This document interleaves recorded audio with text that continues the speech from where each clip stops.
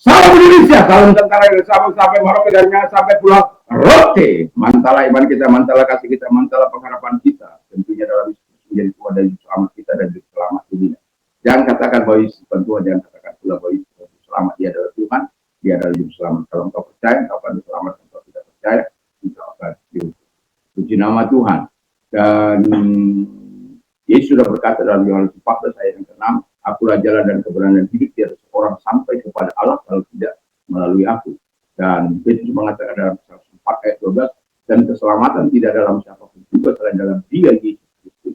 Karena di bawah kolongan ini tidak ada nama lain yang diberikan kepada manusia yang olehnya kita diselamatkan. Mantap! Dan Alkitab juga mengatakan bahwa Yohanes 3 ayat 6, karena begitu besar kasih Allah akan dunia ini sehingga ia mengaruniakan anaknya yang tunggal supaya setiap orang percaya kepadanya tidak binasa melainkan beroleh hidup.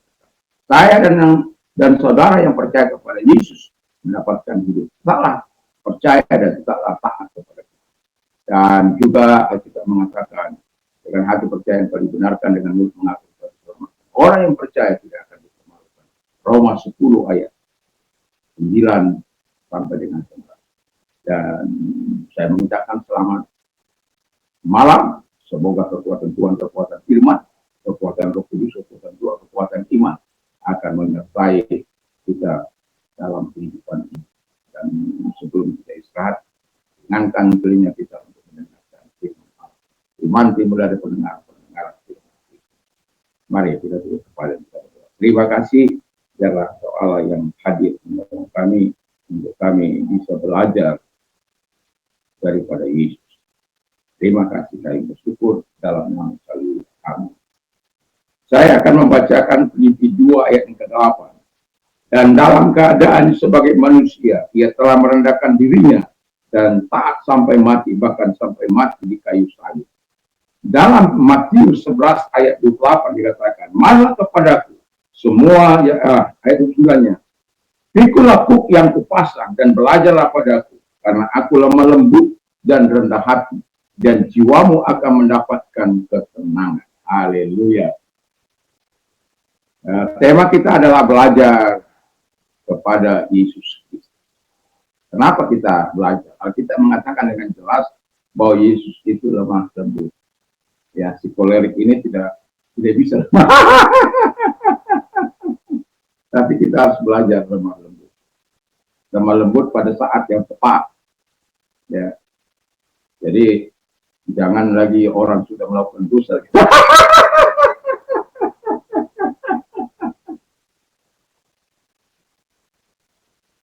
Ya, Yesus menunggal balikkan pedagang-pedagang yang ada di dalam rumah Tuhan. Yesus mengatakan, hai ular duda, kau kelihatan di labu putih, tapi dalam penuh tulang belulang. Yesus lemah lembut.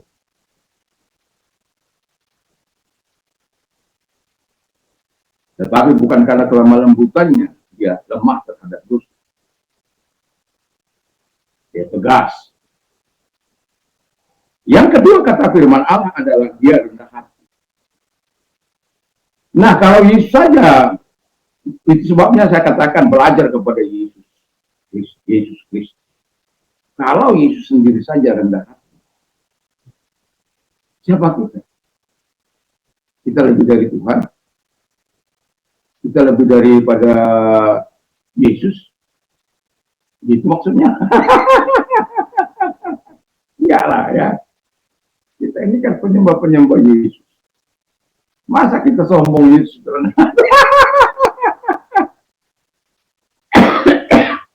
Kita harus tetap rendah hati. Walaupun tidak mudah. Tapi saya mau katakan di dalam hubungan kita yang baik dengan Tuhan. Keintiman kita dengan Tuhan. Itu yang membuat kita bisa. Selama kita tidak menggunakan hubungan kita, keintiman kita dengan Tuhan, mustahil. Karena ego kita terlalu tinggi. Keangkuhan kita terlalu tinggi. Dan ego, mesti ingat, ego itu expel God out. Mengusir keluar out dalam hidup. Dia tidak peduli. Tapi kalau kita memiliki hubungan yang manis, yang indah, yang akar, yang intim dengan Tuhan, saya yakin dan percaya kita akan berbeda. Karena Tuhan itu rendah hati.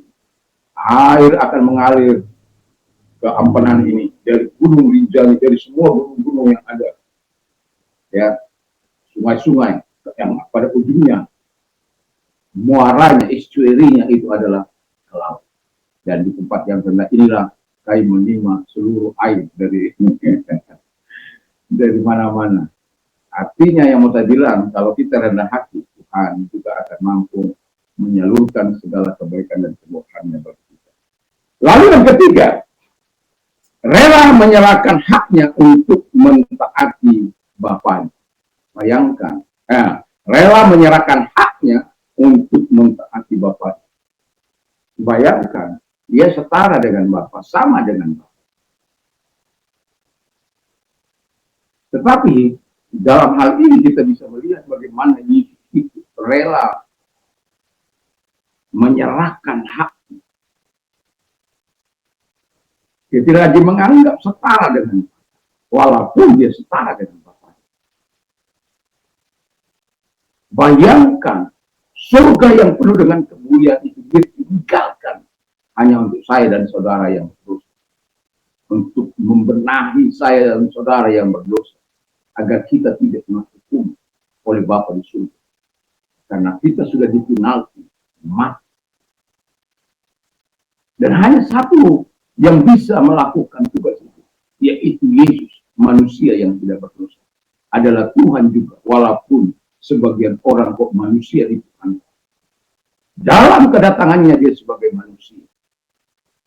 Bahkan menyamakan dirinya dengan manusia supaya merasakan penderitaan manusia itu. Merasakan persoalan-persoalan manusia itu. Agar apa? Kita tertolong. Kita diselamatkan. Kita dibenarkan. Puji nama Tuhan. Jadi, surga yang mulia itu ditinggalkan hanya untuk saya dan saudara. Kita semua yang percaya. Dan bagi yang tidak percaya juga. Itu sebabnya dia menantikan engkau untuk datang kembali kepada dia. Kalau dia menyerahkan haknya, siapa kita?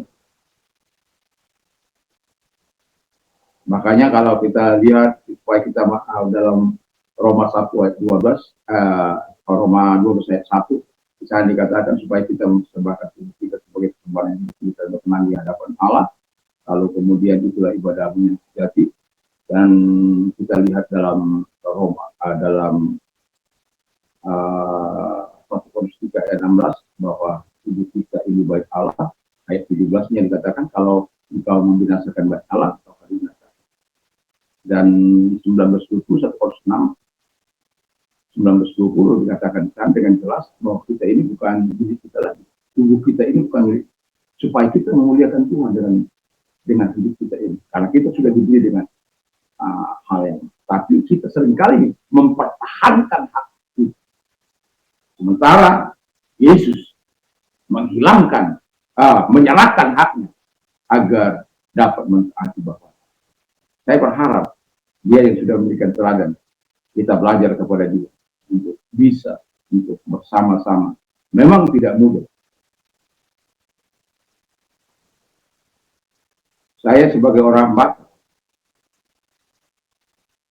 sulit rasanya kalau kita menolong istri kita.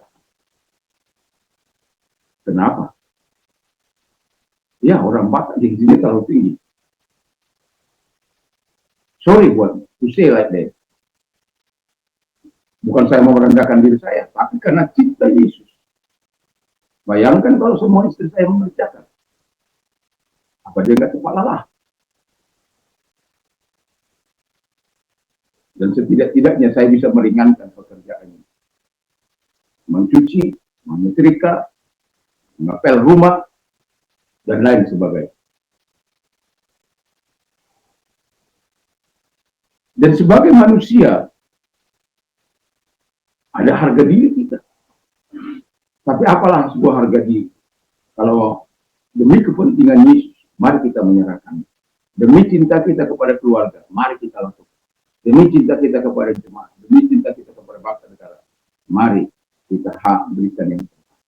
Dan yang terakhir kata firman Allah adalah rela melayani umat. Haleluya.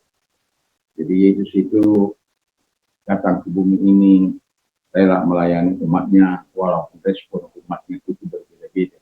Ada yang mau percaya, mau taat, ada yang mengerti dia, tapi ada juga yang memberontak. Saya tidak tahu ketika kita dilayani oleh Yesus atau dalam hidup ini, apakah kita meresponi dengan baik atau kita menolak, tergantung kepada respon kita. Tapi pelayanan-pelayanan dilakukan oleh para hamba Tuhan. Tapi saya mau katakan kepada kita, Yesus juga melakukan bagi pelayan-pelayan, hamba-hamba Tuhan, Yesus juga mengalami hal yang sama.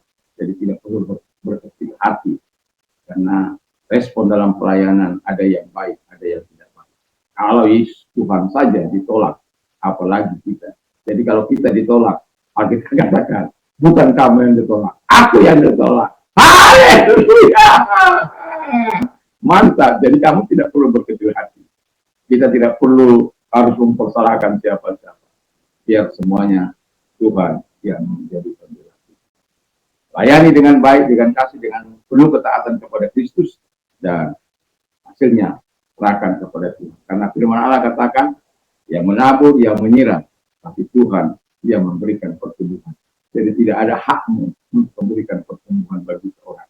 Tugas semuanya menabur, menyiram, melakukan yang terbaik dalam kasih, dalam ketaatan kepada Tuhan. Mari kita tunduk kepala kita berdoa.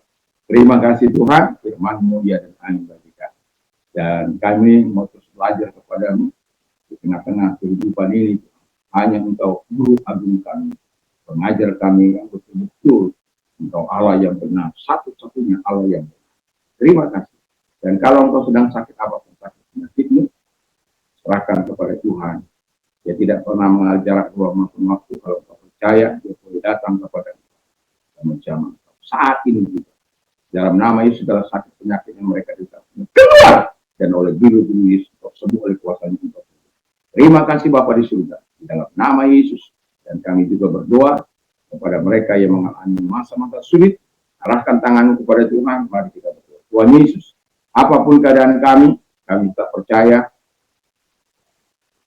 Ayub menghadapi persoalannya 13 tahun. Yusuf menghadapi persoalannya 13 tahun. Waktu yang sudah sangat panjang. Tapi di ujung kehidupan mereka, Tuhan melakukan yang terbaik dalam hidup mereka. Terima kasih Tuhan. Dan lihat tangan-tangan yang diangkat kepadamu Tuhan. Kalau mereka dalam proses demikian Tuhan, kuatkan mereka. Kalau Tuhan sedang membentuk mereka, kuatkan mereka sehingga segala perkara dapat tertanggung di dalam Dia yang memberikan kekuatan. Dan kalau ini hanya sekedar Tuhan Yesus menolong mereka, memberkati mereka, memberikan yang terbaik bagi mereka. Karena Engkau juga berjanji memberikan solusi, memberikan jalan keluar dan memberikan kemudahan. Dalam nama Yesus Kristus, Engkau hadir kepada mereka, menolong mereka. Terpujilah Engkau, kami bersyukur dalam nama Yesus. Amin. Tuhan Yesus memberkati kita di malam ini. Dan jangan lupa untuk berdoa, mereka membaca firman Allah dan mengatakan sebuah ayat di mana firman Allah mengatakan bahwa iman timbul dari pendengaran. Mantap, mantap, mantap.